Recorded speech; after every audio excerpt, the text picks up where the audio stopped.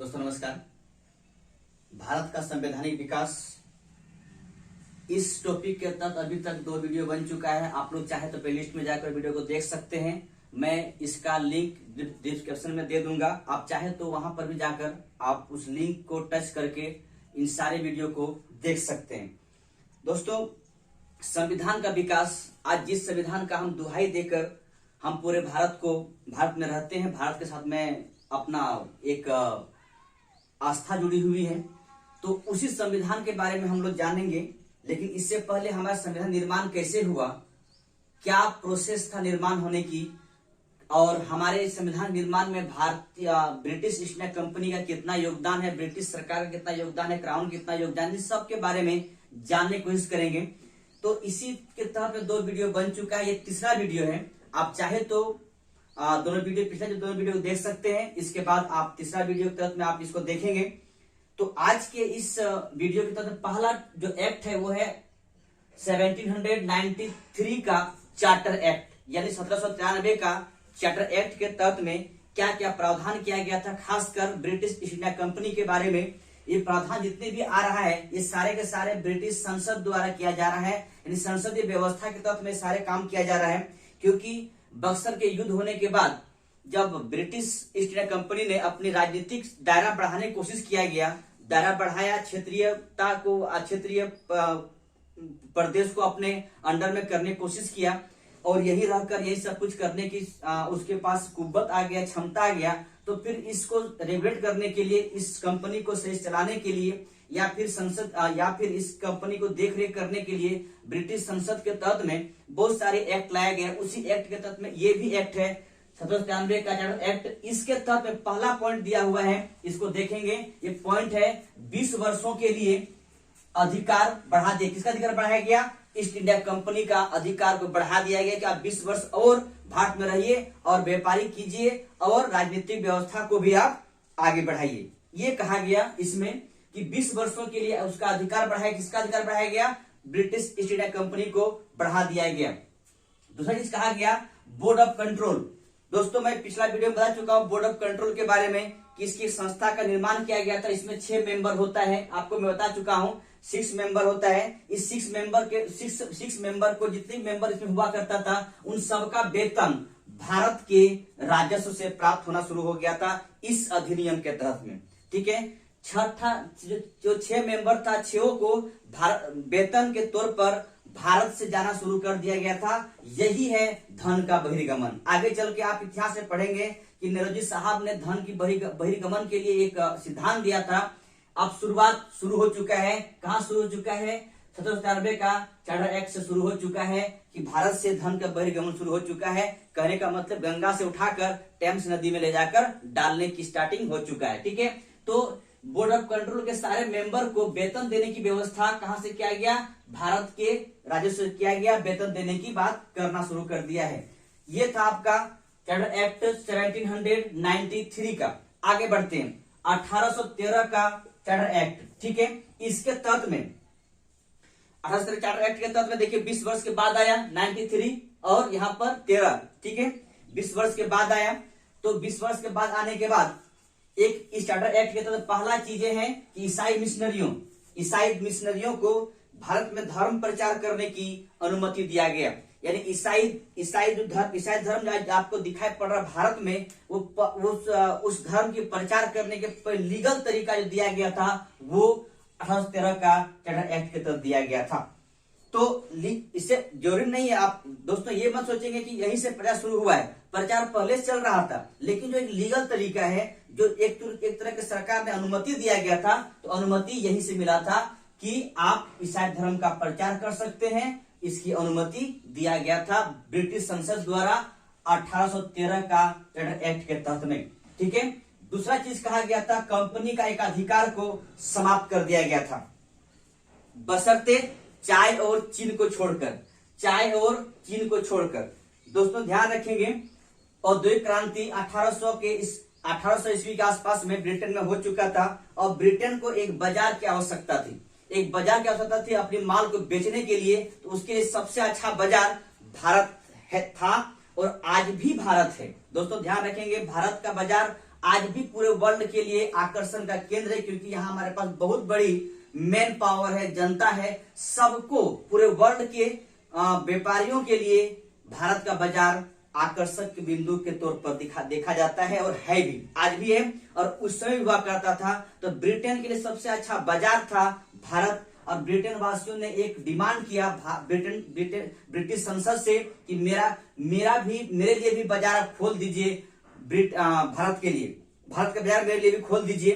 तो और उस समय मेरे पास ब्रिटिश ईस्ट इंडिया कंपनी काम कर रही थी। उसने कहा कि नहीं, हम पहले से व्यापार कर रहे हैं, तो आपको जाने की आवश्यकता नहीं है। फिर वहां पर बहुत बड़ी बहस हुई ब्रिटिश संसद में, और फिर क्या किया कि व्यापारिक कंपनी के तौर पर जो यहाँ पर ब्रिटिश ईस्ट इंडिया कंपनी थी, उसको थोड़ा रोक कर कहा कि आप थोड़ा रुकिए, और आपका जो एकाधिकार को समाप्त कर दिया गया, और अंततः भारत का बाजार को ब्रिटिश के सभी जनता के लिए खोल दिया गया। और जिस देश में कपड़ा बनता था, आज वही देश का लोग, जिस देश में कपड़ा बन के पूरे वर्ल्ड में सप्लाई होता था, आज अब से क्या होगा, वही देश कपड़ा खरीदने के लिए तैयार होंगे। यानी अपना बुनकर बर्बाद हो जाएगा, और गंगा यमुना की धरती पर उन बुनकरों की हड्डियों से पट्टी मिलेगी। ठीक है, तो बुनकर को बर्बाद करने में ये इस एक्ट का बहुत बड़ा योगदान है, कि बुनकर बर्बाद क्यों होगा, मशीन से बना हुआ कपड़ा मेरे पास आएगा,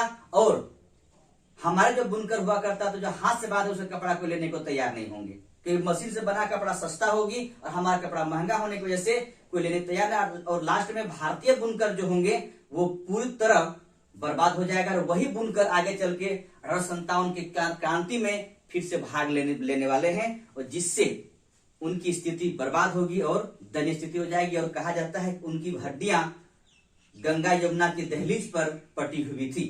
तो यहां पर सिर्फ इतना समझेंगे, कंपनी का अधिकार समाप्त कर दिया गया, लेकिन दोस्तों ये भी ध्यान रखेंगे, चाय और चीन के साथ जो व्यापार था वो जारी रखा गया। कंपनी को दिया गया कि चाय का व्यापार आप कर सकते हैं और चीन के साथ व्यापार कर सकते हैं, ये एक अधिकार बाहर रखा गया, लेकिन बाकी व्यापार को समाप्त कर दिया गया था।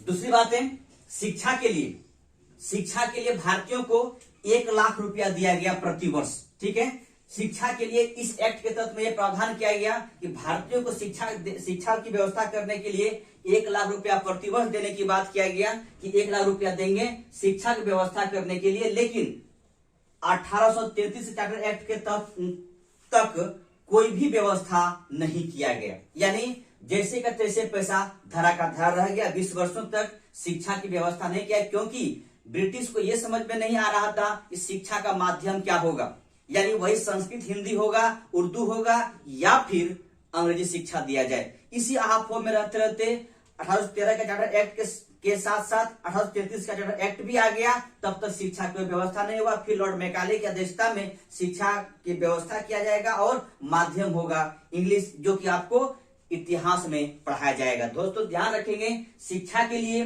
जो 1 लाख का व्यवस्था किया गया था, तो 1813 का चार्टर एक्ट के तहत में किया गया था। इसके बाद इसमें लास्ट पॉइंट है, स्थानीय स्वायत्तशासित संस्थाएं, यानी जो लोकल बॉडी के रूप में हुआ करता था, उसको कहा कि आप कर लगा सकते हैं, टैक्स लगा सकते हैं। इसको अधिकार दिया गया कि आप टैक्स लगाइए। ठीक है, टैक्स लगाने में कोई दिक्कत नहीं है, लेकिन हाँ, कौन है जो स्थानीय रूप से संस्थाएं हुआ करती थी, उसको बोला आपकी टैक्स लगा सकते हैं। इसके बाद आगे बढ़ते हैं, और ये है आपका 1833 का चार्टर एक्ट या राजलेख। इसके तहत में पहला पॉइंट है आपके पास, 20 वर्षों को फिर से कंपनी के अधिकार को बढ़ा दिया गया, यानी 20 वर्ष और कंपनी भारत में रहकर अपना व्यापारिक संस्था चलाएंगे और राजनीतिक व्यवस्था को भी देखेंगे। ठीक है, और तो 20 वर्षों के लिए इसको बढ़ा दिया गया, फिर से 20 वर्षों के लिए बढ़ा दिया गया। बंगाल के गवर्नर जनरल को भारत के गवर्नर जनरल का पद दिया गया। दोस्तों ध्यान रखेंगे, बंगाल के गवर्नर जनरल को भारत का गवर्नर जनरल बना दिया गया, संपूर्ण भारत का गवर्नर जनरल बना दिया गया। इस तरह भारत का पहला governor general Lord William Bentinck, दोस्तों याद रखेंगे, इस तरह भारत का पहला governor general Lord William Bentinck होगा।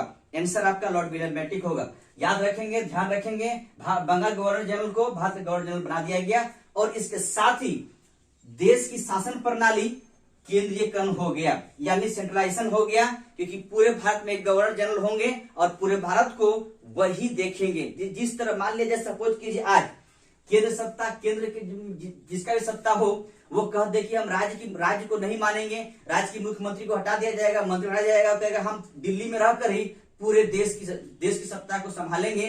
तो यही होता है केंद्रीकरण की व्यवस्था। लेकिन आज मेरे पास विकेंद्रीकरण है, यानी केंद्र सरकार कोई और है, राज्य सरकार में कोई और है और पंचायती राज व्यवस्था में भी कोई सरकार बना रखा है। इस तरह हमारी सत्ता का विकेंद्रीकरण हो चुका है। लेकिन यहाँ पर इस एक्ट के तहत में आपको दिखाई पड़ रहा है कि देश की शासन प्रणाली कैसा हो चुका था, केंद्रीकरण हो चुका था। और दोस्तों ध्यान रखें इस बात को लेकर भी कि अब यहाँ पर का 13 में कहा गया था कि चाय और चीनी के साथ जो व्यापार हो गया वो ईस्ट इंडिया कंपनी करेगा, और 33 आते आते इस कंपनी को कहा कि अब संपूर्ण उसका एकाधिकार को समाप्त कर दिया, यानी चाय और चीनी के साथ जो व्यापार कर रहा था ईस्ट इंडिया कंपनी वो भी उसे छीन लिया गया और कहा कि आप व्यापार कीजिए, आप भी कीजिए और ब्रिटेन के सारे जनता व्यापार करेंगे। यानी चाय और चीनी के साथ जो व्यापार था ईस्ट इंडिया कंपनी का वो भी छीन लिया गया। इस तरह ब्रिटिश ईस्ट इंडिया कंपनी का अब कोई भी एकाधिकार किसी पे नहीं रहा, मोनोपोली नहीं रहा, और अंततः सारा व्यापार ब्रिटिश ईस्ट इंडिया कंपनी से छीनकर ब्रिटिश जनता के पास सब चली गई। यानी ये भी कर सकते हैं, वो भी कर सकते हैं। इस तरह एक बात खुल के सामने आएगी कि ब्रिटिश इंडिया कंपनी कहेगा जिस बकरा को मैंने पोस के इतना बड़ा किया,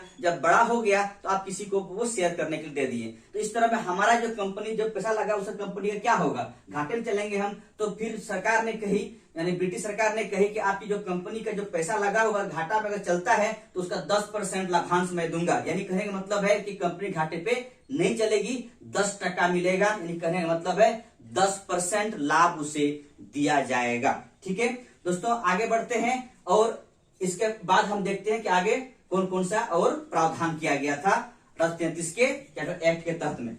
दोस्तों मैं आगे बढ़ता हूं और 1833 चार्टर एक्ट के तहत में अगला पॉइंट है कि विधियों की संहिताकरण। यानी आज जो आपको विधि संहिताकरण दिखाई पड़ रहा है, वो विधि संहिताकरण करने के लिए गवर्नर जनरल को एक आयोग की गठन करने की शक्ति दिया गया। यानी जो नियम का संहिताकरण करने की बात जो किया गया था, ठीक है, वो संहिताकरण जो हुआ, यानी आप कह सकते हैं कि विधियों को सही तरह से लिखा गया, एक सिलसिलेवार ढंग से लिखा गया, कौन सा विधि पहले, इसके बाद क्या, इसके बाद क्या। देश में जो विधियों का संहिताकरण किया गया उसके लिए एक आयोग गठन करने की बात किया गया और गवर्नर जनरल को एक आयोग गठन करने की शक्ति प्रदान कर दिया गया।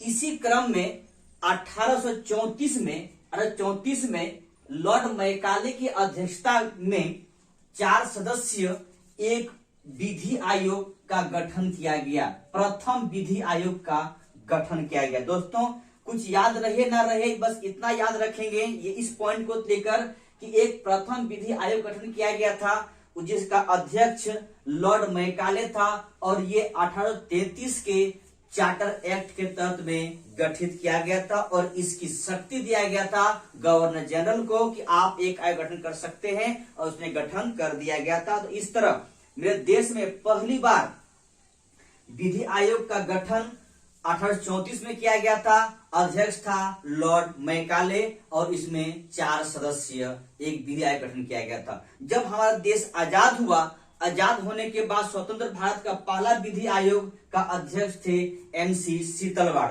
दोस्तों ध्यान रखेंगे, जब हमारा देश आजाद होने के बाद प्रथम विधि आयोग गठन किया गया था, उस विधि आयोग का अध्यक्ष थे MC शीतलवाड़, जो महान्यायवादी भी थे। ठीक है, जो महान्यायवादी भी थे। दोस्तों ध्यान रखेंगे इस बात को लेकर। तो MC शीतलवाड़ वो थे प्रथम विधि आयोग, आवश्यकता प्राप्ति के बाद प्रथम विधि आयोग का अध्यक्ष। लेकिन इस समय जब देश आजाद नहीं बल्कि गुलाम में है और चार्टर एक्ट 1833 के तहत में प्रथम विधि आयोग का गठन किया गया था, उसका अध्यक्ष थे MC शीतलवाड़। कब किया था? 1834 में किया था और इसका काम था विधियों का संहिताकरण करना। ठीक है दोस्तों ध्यान रखेंगे, इसमें 4 सदस्य थे। आगे बढ़ते हैं, विधिक सहायता परामर्श हेतु। दोस्तों अभी अगर आप कहा जाए, अभी इस दौर में वर्तमान परिप्रेक्ष्य में देखा जाए तो अभी अगर मान ली सरकार को किसी कानून की सहायता करना है, कानून की जानकारी लेना है, तो किसके पास जाएंगे? तो मेरे देश में आर्टिकल 76 के तहत में एक संवैधानिक पद पे बैठे व्यक्ति होते हैं, वो हैं आपका महान्यायवादी, जिसे आप अटॉर्नी जनरल के नाम से जानते हैं।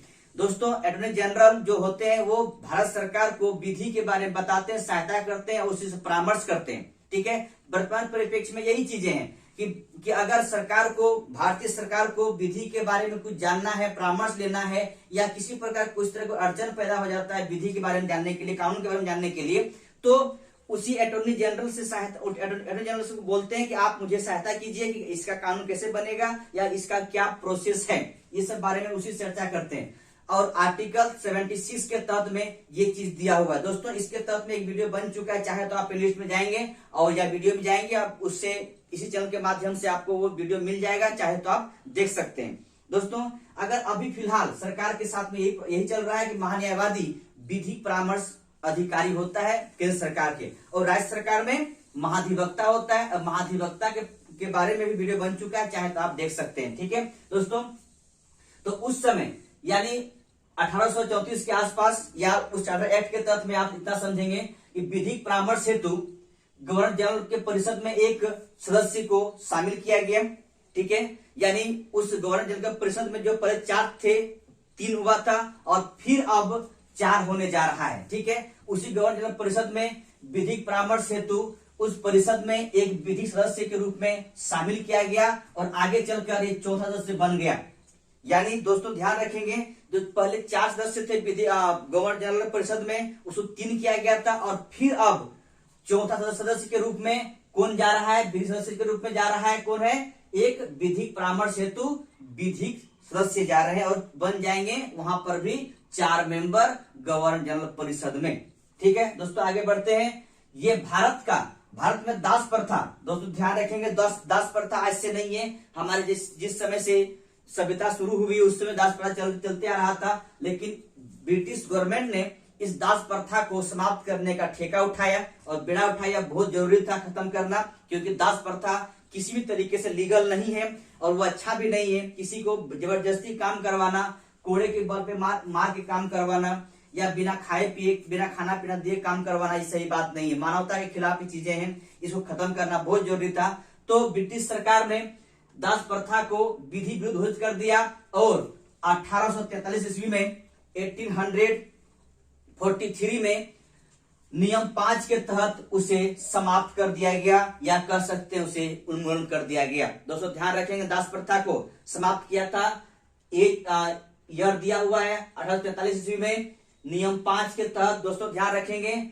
इस व्यवस्था को समाप्त कर दिया गया, इस प्रथा को समाप्त कर, दास प्रथा समाप्त कर दिया गया था। ठीक है, आगे बढ़ते हैं। इस अधिनियम के तहत में धारा 87, दोस्तों ध्यान रखेंगे, इस अधिनियम के तहत में धारा 87 के अधीन कंपनी को सरकारी कर्मचारी जो होता था पहले, वो क्या होता था कि किसी को चुन लिया गया और सरकारी कर्मचारी बन गया वो। ठीक है, लेकिन अब क्या किया गया, इस चार्टर एक्ट के तहत में धारा 87 के तहत में कंपनी के अधीन जितने भी सरकारी पदों पर चयन होते थे उन सब व्यक्तियों को अब ये कह दिया गया कि धर्म, स्थान यानी जन्म स्थान या रंग के आधार पर उसे अयोग्य ठहराए जाने का उपबंध, यानी अयोग्य ठहराया नहीं जा सकता है। ठीक है, तो ध्यान रखेंगे कि इस अधिनियम की धारा 87 के तहत 87 के अनुसार कंपनी के अधीन सरकारी पदों के चयन में किसी व्यक्ति को धर्म, स्थान, रंग के आधार पर अयोग्य न ठहराए जाने का उपबंध कर दिया गया। दोस्तों अभी भी हमारा मूल अधिकार के तत्व में है कि किसी व्यक्ति को सरकारी पदों में भर्ती करने के लिए भर्ती अगर होते हैं तो आप इस चीज के करके नहीं आप उसको इग्नोर कर सकते हैं या अयोग्य नहीं ठहरा सकते हैं कि आप बिहार के नहीं है, आप झारखंड के नहीं है, आप उत्तर प्रदेश के नहीं है, आपको नौकरी नहीं दिया जाएगा। ठीक है, अगर कोई केरला से भी आते हैं बिहार में नौकरी करने के लिए तो उसे नौकरी देना ही पड़ेगा, क्योंकि आप ये हमारे मूल अधिकार है। हाँ, ये बात अलग है, आरक्षण की व्यवस्था आप कर सकते हैं, ये सरकार, राज्य सरकार को दिया गया है, अपना